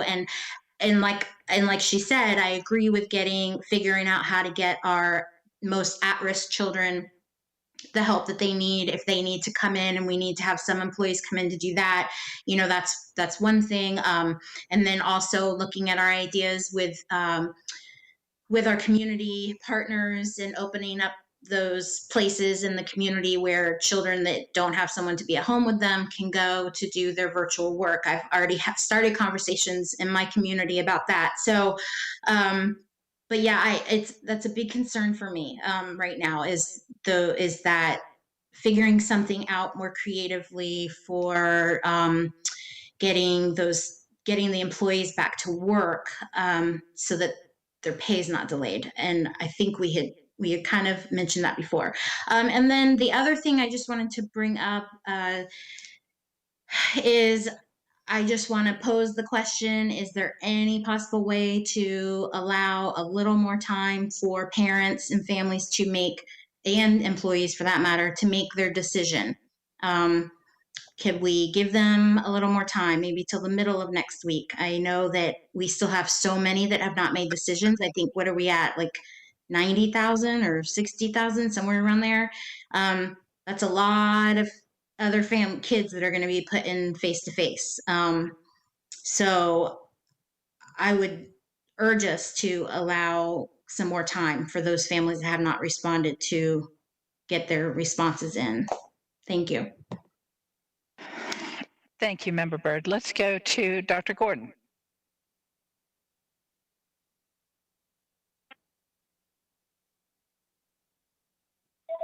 Yes, Madam Chair, I kept texting General Counsel that she did not give you the information that I asked. I don't know where we are right now because we've gone from talking about a medical committee and, and then I have parents calling and talking to me about adding doctors and stuff to the medical committee.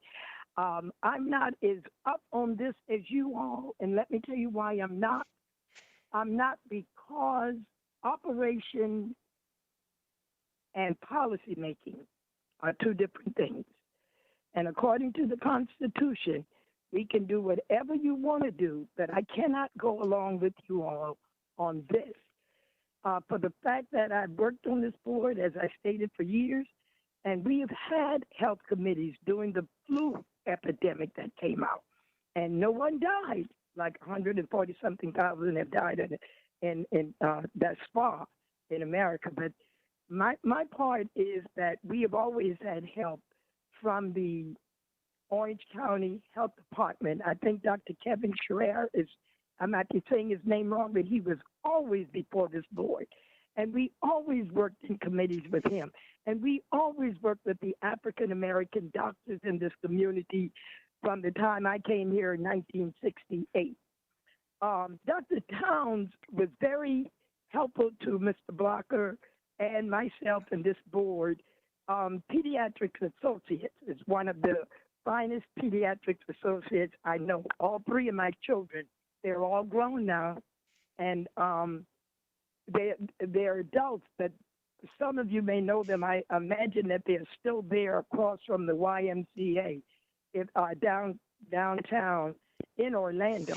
They have always been our advisor. They have always helped us. As I stated before, our advisor to this board has always been the Orange County Health Department. We have never been in anything like this, and I commend Dr. Castor General for wanting to get a committee of this nature. And I commend Member Pam Gould for wanting the best practices to come in. However, I did hear things that is really way out of line. And even though the general counsel brought in the word consensus, but I never heard the chair bring a consensus where we give a nod, a thumbs up, or a hand clap, or I'm with it, I'm not with it. So it seems as if you all came with your minds made up. And that's fine with me, because you didn't give me enough to go on. You just kept saying, well, I agree with this one, I agree with that one, I agree with Member Byrd, I agree with this one, I agree with that one. And I don't agree with everything that those that you all agreed with are saying. I just don't. I do agree with having member representatives on there, but and there are lots of people in our community of diversity that can serve in that capacity. I don't know if these doctors are going to have time. We've never been through this before.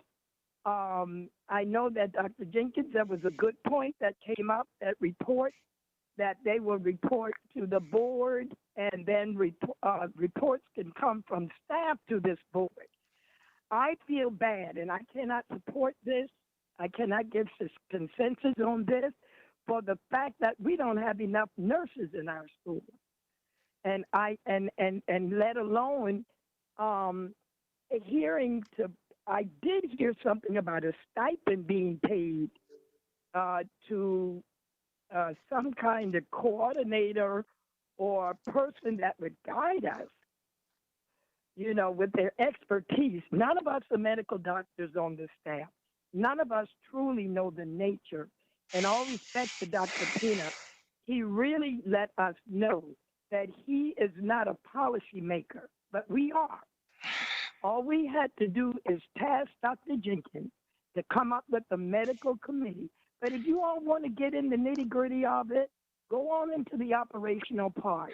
I'm not going to be in that, for the fact that I know that she and her staff is very capable of putting together, as we have had in the past with Dr. Towns and Dr. Kevin, leading us from the Orange County Health Department, because these people are going to go away from the Surgeon General. I don't want to overstep our boundaries. I'm hearing double talk from the General Counsel, and I'm hearing double talk with the committee and the board members saying one thing, and then they're saying, well, you cannot do this, you cannot do that. You don't have enough for me to go on, but you all have, I'm hearing since the General Counsel polled the consensus and just moved on, and Dr. Jenkins did the same thing. So I'm just going to wait and see what the medical people come up with. I don't know how we're going to push it. You need a vaccine. Everybody already said that. And it's going to take a while before a good vaccine is secure. I'm not going to try to take on the role of the medical department. Time, Dr. Gordon. You all feel, well, you didn't time anybody else, and I timed. I've been timing everybody. Well, I was timing too, but that's fine, Miss Amy. That's fine. I think I've said enough, and you did not relay what I asked you, and you wouldn't have had to time me if you had read my notes and do what I asked you. But you're trying to push this, and Dr. Jenkins is pushing it, and the chair is pushing it, and everybody's pushing it. I wish you well with it, but watch your boundaries. When you give up your power, the board never gives up the authority. That's what you were elected for.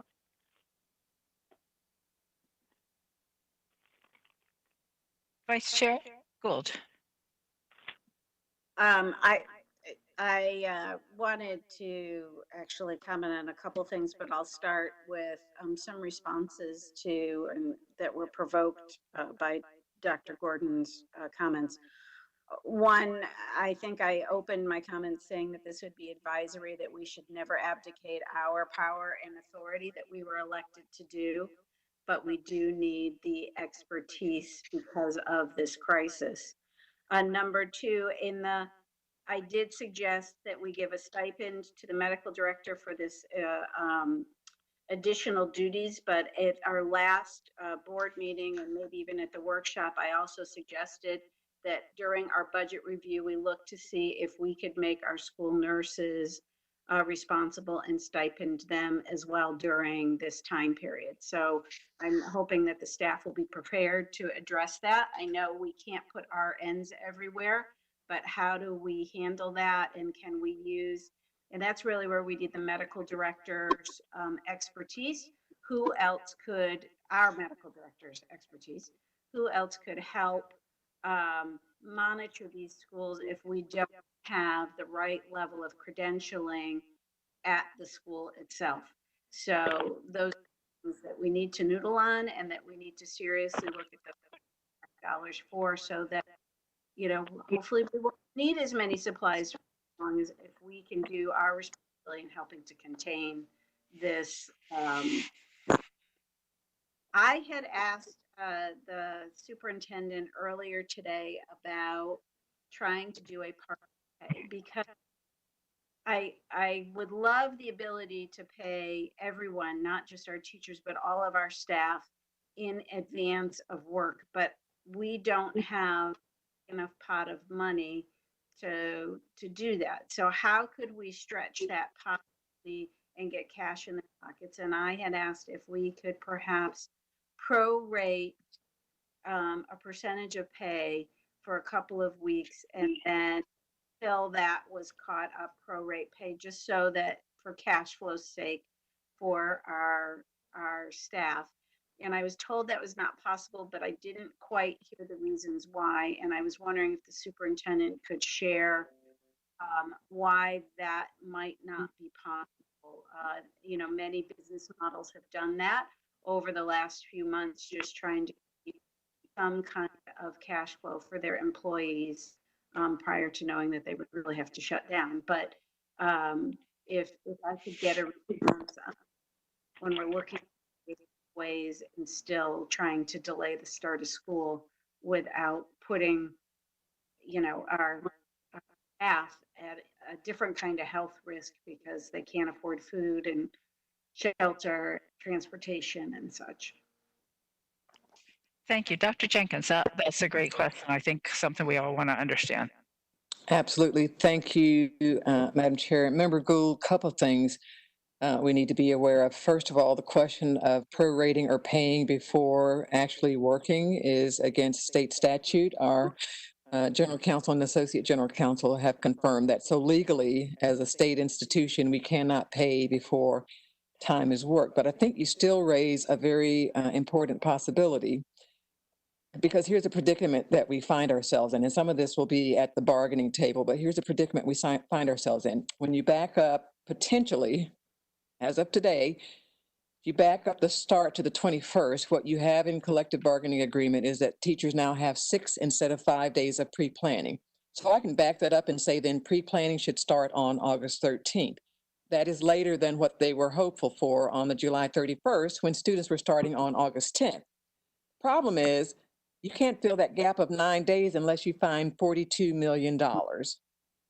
Now, here's the thing as well.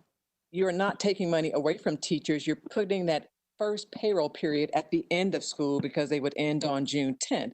So what can you do to fill in that gap? Here's what some other districts have done, and we've asked our chief negotiator to make sure the CBLT tries to work on some creative solutions.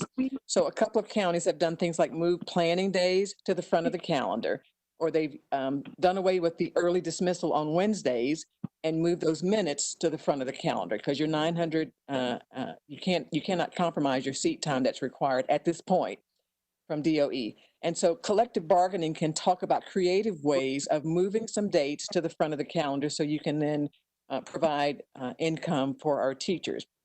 We've also in the past used some of our non-recurring dollars to pay stipends for additional professional development before school starts outside of the school calendar. That could be considered as well. Our non-instructional staff are certainly going to be hurting as well. For my teachers, I think it costs about $4.7 million for a single day. for classified staff members is just under $1 million. So if you're able to bring them in for a day of training, you have to have dollars for that as well. Bottom line is there's no additional money to pay for 9 additional days because you're going to still pay them their entire salary. You've moved it back 2 weeks by the start date. So creative solutions, as some other districts have done, is certainly an area that we need to work on. And let me also address the July 31st issue and the MOU. If you go back and look at the MOU, our Associate General Counsel reminded me that MOU actually expires on July 31st because it is specifically to say we agree you can work at home on that additional pre-planning day. And so all of that minutia, I don't want teachers to be bogged down with. I want us to work on creative solutions where we can move some dates or move some minutes and some time forward, or by stipend even, potentially with some non-recurring dollars as we've done in the past for professional development, to see if we can't get some funding both for our teachers and for our classified employees. $42 million is not just sitting around somewhere. Our CARES money alone, if we put in the nurses or LPNs and additional custodial work, you'll hear by next week that we may have even consumed the 38 million or so we were hoping to hold over for January for potential revenue shortfall, which could result in, I hate to use a term, but eventually if you end up with a shortfall in January, most of your finance officers are saying save as much of your money as you can. Otherwise, you're going to be looking at layoffs if we're not bailed out by the state or the federal government or someone. It's probably more than you were hoping to hear, but the short answer on can you front load and just pay teachers before the days are worked, that answer legally by statute is no. Okay, thank you. I appreciate that. Please make sure everybody's aware of the resources that are available. I know you and I talked about that, and that was getting pushed out, but we need to make sure they are aware of any ways to delay bills and recoup resources from our not-for-profit friends. And let's hope that the next CARES Act in schools passes. Thank you. Thank you. Let's go to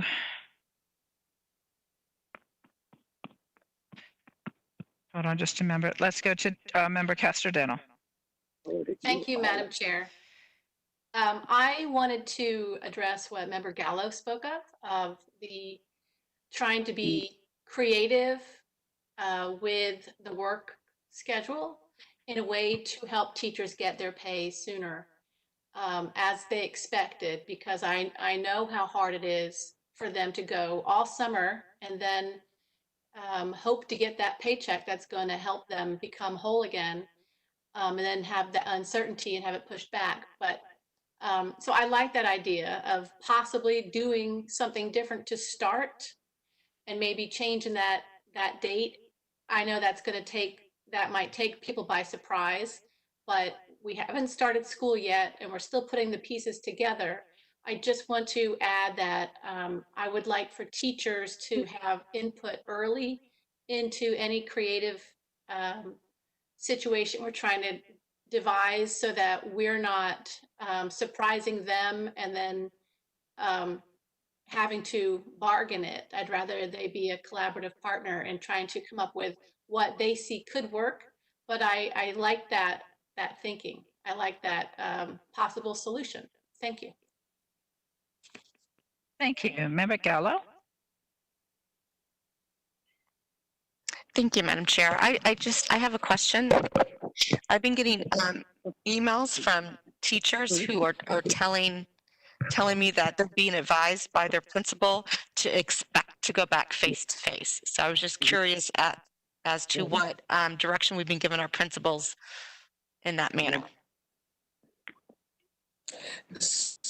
Madam Chair. So let me mention 2 things. I sent an information to board members because we had a lengthy email. I think it's been passed around a few times that made allegations of a meeting that was held at a particular school. We have scoured everything and there was no such meeting. So I don't know if one individual may not be pranking or inciting with some information that's inaccurate. We're certainly trying to track it down. I will say, you know what, now you're going to have to state your question again because I got off track there when I thought about that odd email that's keeps making its way around. What was your question again, Member Gallo? I'm sorry. You're fine. My question was, what direction have we given principals? Because I've heard from two separate teachers at two different schools that they've been told to expect to go back face to face when school begins. Okay, I can answer that. So two things are critical to remember. Number one, we have, somebody mentioned it earlier, we have both parent registrations out for their children and teacher surveys on their preference. We have got to merge the two. Member Byrd, I believe, wondered if we couldn't delay it. What schools are asking, because they are desperate to start their planning, they can't tell teachers what their assignment might look like. If someone's saying expect to go face to face, it's premature. We're at about 90,000 parents. Last night we were over 90,000 parents. Hopefully that number will go up. And schools said, you know, if parents have not responded, some of them may be our most needy populations. They have asked, they are so desperate to try to get some of the planning done. Teachers can't know anything about their assignment. So they've said, we'd like to start calling parents and saying, what's your preference? We don't have a response from you yet. Can we talk you through it? Can we help you come up with a selection? And so anybody who's saying to any individual, other than if they've applied for Orange County Virtual School, which, by the way, that is the selection that gives teachers the most flexibility if they have children of their own that they're trying to accommodate. Either the teacher or the child might consider Orange County Virtual School. Some of those folks may know sooner than later. The others we can't make a commitment to until we match demand with supply. And so we've got to have parents respond, and our schools are so desperate for that planning because it's going to be tight to be prepared for August 21st. They have asked that they be allowed to just contact those parents whose whose registrations we are missing. Nobody should be telling folks their definite assignment at this point. We're certainly happy to look into it if you'll get with me afterwards and let me know if you have any particulars. The last two that we chased down were allegations of statements that were made and we couldn't substantiate. I'm happy to look into it.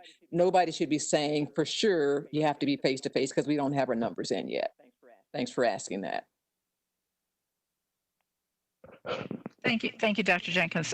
Just to clarify where we are, because we do not take a vote, Ms. Emval, I know different chairs probably have different ways of handling this. What I do is I am listening to each one of you. So far, Member Custer-Dental is in support of this. Member Cobert's in support of this. Member Lopez has indicated she's strongly in support of this. Member Gallo is strongly in support of this. Member Byrd is strongly in support of this, and Member Gould is in support of this, and I'm in support of this. Member Gould and I and a couple of us have expressed some reservations and some clarification, and so has Member Lopez specifically about, depending upon what we hear back, could change whether or not this medical committee is giving us advice on opening. Because regardless, we're going to make the decision. It is an advisory board. It is not a board that has been granted any authority.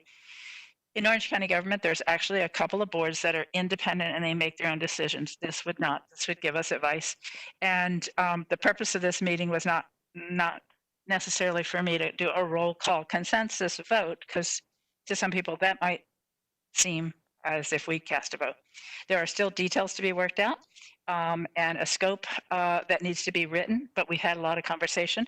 There's membership. We've talked about the types of people who should serve. But I think we should also leave it open that there might be some people that don't fit this, that you might want to put in as your number one or number two. And I would like for what gets advertised to not so narrowly constrain the board, that as we have discussions next Thursday, that we have a little bit of flexibility. So that would be my hope. I think the conversation about the pay and the starting date is extremely important, and I'm glad we're having it, because I understand both sides of this, and I certainly understand the teachers who need that salary, and I know that Dr. Jenkins, her team, has tried to work around to figure out how to do that, but I also know that that is impacted, that if we give that funding up front, that the timer isn't started, Ms. Emval. Ms. Emval, you did not start the timer on me. And I do look at that timer, guys, like I think all of you do, to see how much time I've got left. And I probably have 2 minutes left. Thank you. So I think it's a tough call if we're kind of front end loading I'm hearing a lot of that. You all are probably as well. So I thank the board members who brought that up today. So there's an opportunity for us to all hear together and for anybody who is watching to understand the constraints around figuring out a solution. So with that, let's see, I think Dr. Gordon is recognized next, and then we'll go to Member Copeland and Member Bird. Dr. Gordon, you're recognized. Yes. Yes, thank you, Madam Chair. Madam Chair, you called everybody's name but mine. I need to learn your style. You are not in the Orange County government, so I don't know how you did things there because I was only privy to go to a couple of your meetings. You did not set any norms for this meeting, so those of us out here in La La Land, I don't know where you're going. You said different chairs take it. We've only had two major chairs, Mr. Sutherland and you, and this board has functioned for 150 years with school board members serving as chairs, okay, and vice chairs. But you said they do not take votes. You need it for the record. I'm just going to say let the record reflect because of the inadequacy of professional information that you have not brought enough to satisfy me on this committee. I am voting against it. And as I stated earlier, I don't know how we could fight to. I'm glad Dr. Jenkins, well, I don't know if she cleared it up or not, but the stipend of paying somebody and we don't even have enough nurses. And then for us to sit up here today and discuss, and this is what I tried to tell you all last week, when you select a particular date, you are moving teacher salary. We never did get the calendar. We never did get the calendar of the payroll. I have still not seen it yet. So then I need somebody to tell me today, since you're running this train and it's going to wreck, that you sure trying to push this train with your little, whatever. I don't care what you all feel or what. I'm trying to let you know that you guys got a way to run it, and it's all going to crash on you eventually because it's push, push, push, and nothing is thought through. I will say it again. You fail to plan. You plan to fail. And I'm going to say it over and over. How many more minutes do I have, Ms. Amy? You're taking a couple of my seconds, and I'm going to claim my time. Nope. You have 2:49 left. Thank you. I'm not going to use it all, but I want the record to reflect I'm not, because of the lack of information. I hear Palm Beach. All of us talk to Palm Beach. I hear Hillsborough, and then I hear Dr. Jenkins say, oh, I'll get that to you. I am not voting on nothing until you get it to me, because you have to figure out a way that you voted against paying teachers and starting. Anybody could have put a date. I still believe we're not going to be able to open up when you think we're going to open up. And I think that's why other school boards are pushing it further back and going as far back as they can. I am not in, I just can't go with it. It's just too much in there. And like I said, you all seem so much knowledgeable without too much knowledge, because nobody can really explain it. So, Madam Chair, you have your meeting back, but never take me for granted. Thank you. Thank you. Before I call on the next speaker, just to be clear, what I did was I read off the members that I know have said they're in support. I did not. Please don't interrupt. That's not polite to interrupt. Please don't interrupt. I'm trying to answer your question, Dr. Gordon. I did not read your name. I didn't give you a question. Just move on. Just move on. I don't need you repeating garbage to me. Dr. Gordon, I'm sorry, but you made an accusation, and I do feel like I have a right to defend the accusation. I did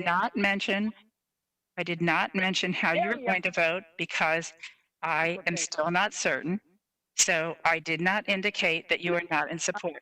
We are not voting today. This is not a voting opportunity. I already know better than you do. All right, thank you. Let's move on then to the next speaker. Our next speaker is Member Colbert. I told you to move Members, on, you're out of order again, Dr. Gordon. When your time was finished, you needed to stop and surrender the floor to the chair. Now let's go to Member Colbert. Member Colbert, you're recognized as soon as you can. You're eating your own medicine. Actually, Chair, I believe if I may, Vice Chair Gould is next. I'm sorry, Vice Chair We Gould. have executive session, and Thank you you. brought another item to the table. So you don't have an agenda. I don't know what you're going to throw up in any of these meetings. We are having a Very conversation with the permission of our legal counsel before doing it. Well, Let's we go have to an our Vice executive Chair. session that you claimed I- was going to be next. Okay. I think that was out of order. I had finished during my last cue. I'm sorry, I said Vice Chair Gould, right? No? Yeah.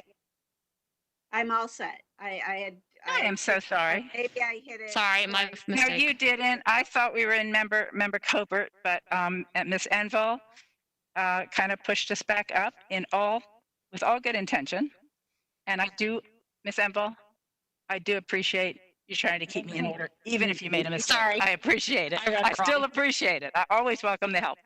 And we all sometimes make mistakes. So thank you. Let's go to member Covert. Okay. Switching back, I just want to reiterate, and I know, Dr. Jenkins, you have heard from multiple members of the board that it is our wish to do everything possible to get those teachers paid, everything we can do to be creative. I do have several suggestions from teachers, and I would like to know, would you like us, when we have those creative suggestions, would you like those sent to Mr. Presser, directly to you? Where should we send those? Because I feel that some teachers are really trying to reach out and work with us to help find a solution. So we have one recognized bargaining unit for our teachers, so they should send their suggestions to President Wendy Dormal and CTA. All right, that's the answer that I'll give them. All of you heard that out there. So start doing that, and I'll send on the ones that I have as well. Thank you. Thank you, member Covert. Member Byrd.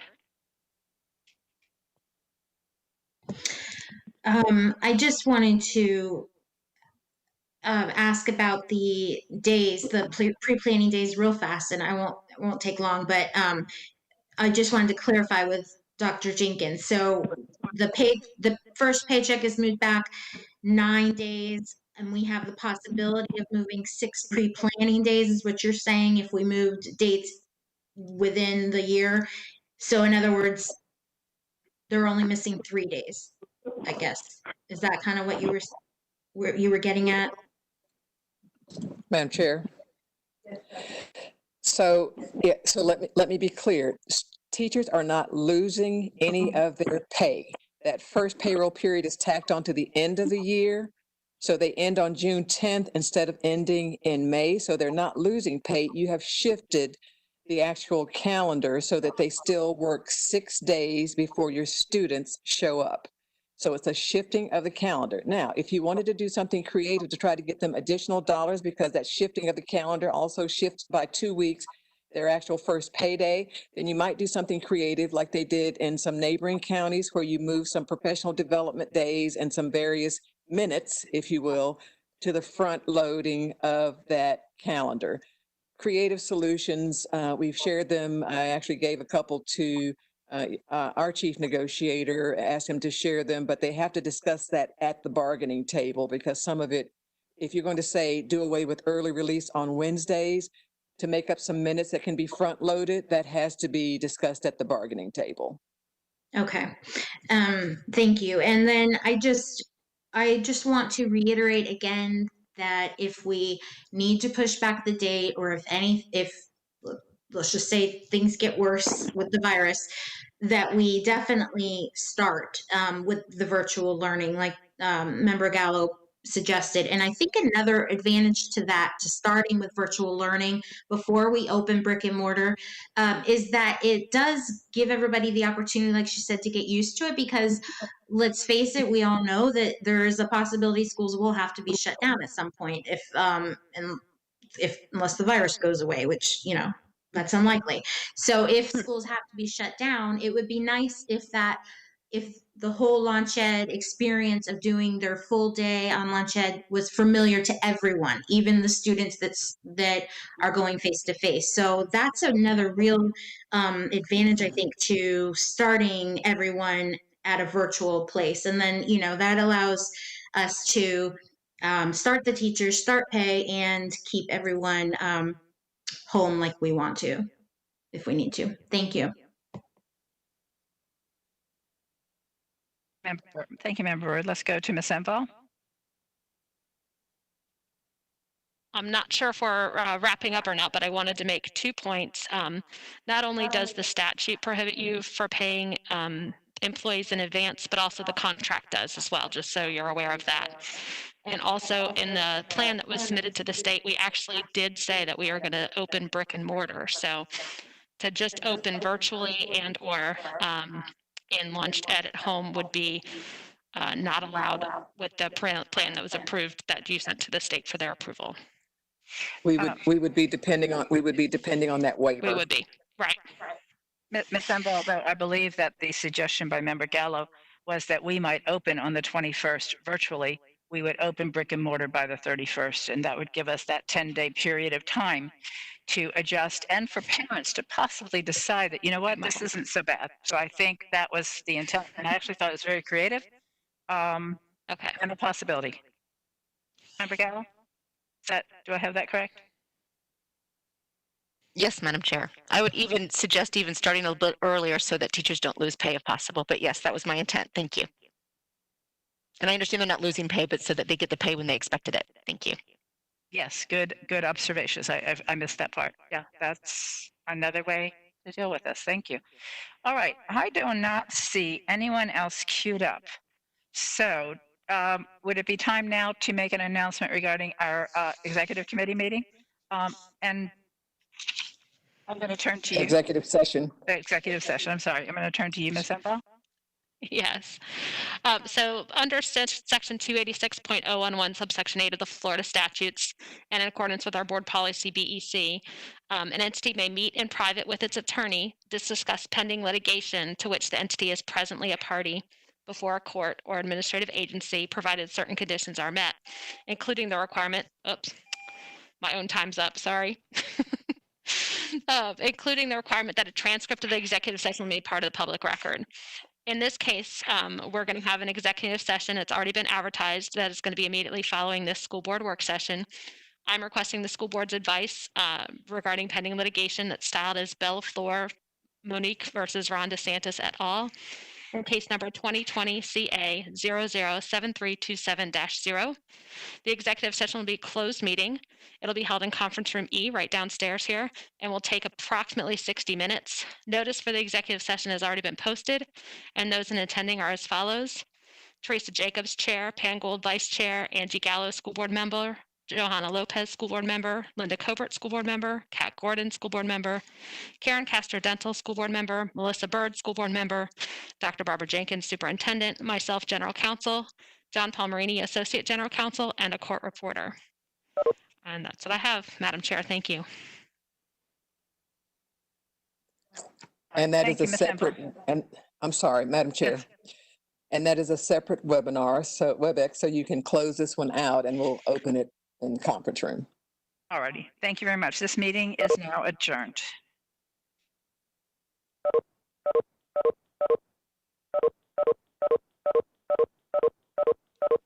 Thanks for using WebEx. Visit our website.